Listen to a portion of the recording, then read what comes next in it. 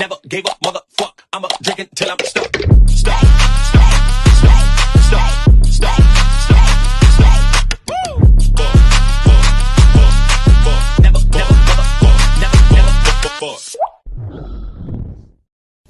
Magandang araw po sa ating lahat mga hunters.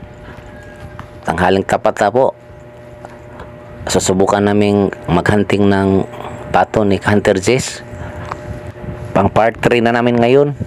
Kasi makalumlim ang panahon. Baka may parating na ulan.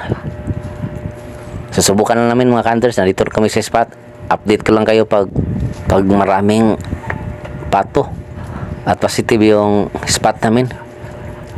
Sige, standby hunters. Dahan-dahan kami naglalakad mga hunters kasi nung palapit na kami ang daming huni ng mga pato. Sobrang ingay nila, kaya dito nakita namin yung lungga nila. Si Hunter Jess yung papatirahin ko si hunters. Sana tamaan mga hunters kasi ang daming nakaharang na damo at sa kakahoy. Tingnan natin kung matamaan ba. Nakahanap ng tempo si Hunter Jess, yung makadouble siya, makadouble kill. Sobrang ingay ng uwak na ibon mga hunters, yung itim na kulay. Sobrang ingay. Yun, tinamaan hunters. Tinamaan yung isa, hindi na double kill. Sayang lang, hindi nakunan ng kamera kasi ang dami nakaharang mga hunters. Okay, standby mga hunters. At pagkatapos namin kunin yung pinatamaan ni Hunter Jess, pupunta na kami sa aming spot. At tulad ng dating mga hunters, si Hunter Jess, yung sniper natin, kami lang yung tagapulot ni Hunter Suling. Okay, nandito na kami mga hunters. Ang daming nagliliparan sa taas. Kaya standby lang po. At ayusin namin tong kura kasi sira na. Nakita niyo mga hunters, dyan sa taas, ang daming nagliliparan. Pabilisan na namin itong i-repair yung yung spot kasi sira na. Sana pala rin tayo mga hunters at makajakpa tayo nang makatikim si Hunter Jess ng pato. Yun mga hunters, nandito na kami sa loob ng kura at nalagay na namin yung decoy magkabilaan dito sa fishpan at saka sa may kabilang fishpan na rin. Dalawa yung dinadala naming decoy mga hunters. Dito nilagay namin yung isang pato mga hunters. Sana dapuan kami agad mga hunters. Parang may umaligid na pato.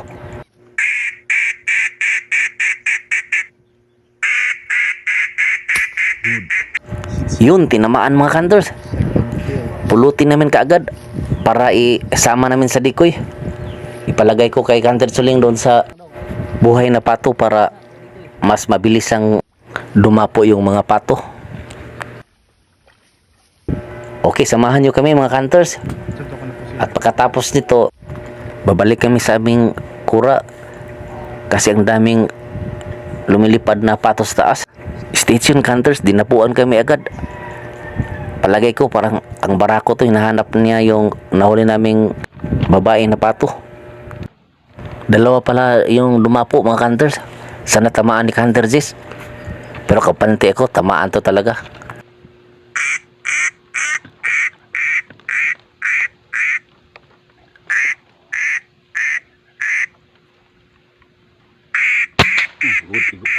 Yun, tinamaan hunters.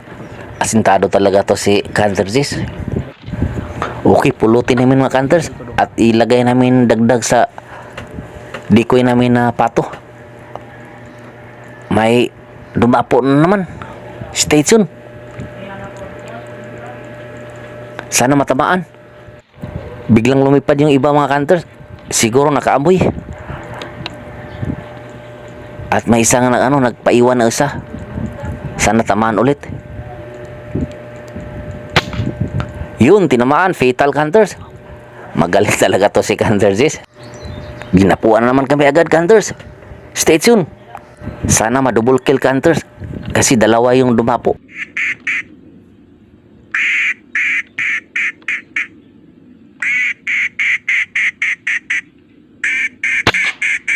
Yun, tinamaan ka, Hunters. Kaso hindi lang na double kill. Okay lang, at least may isa naman. Pulutin namin kaagad at idaragdag na naman namin sa mga decoy. Stay tuned, Hunters. Meron na namang dumapo.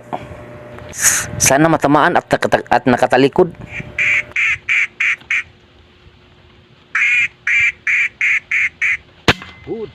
Yun, tinamaan sa liig.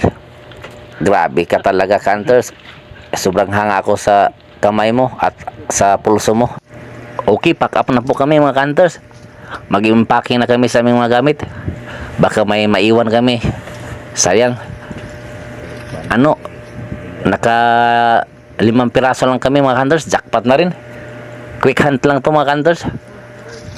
At pauwi na kami. Ito si Hunter Siling, oh. Masaya.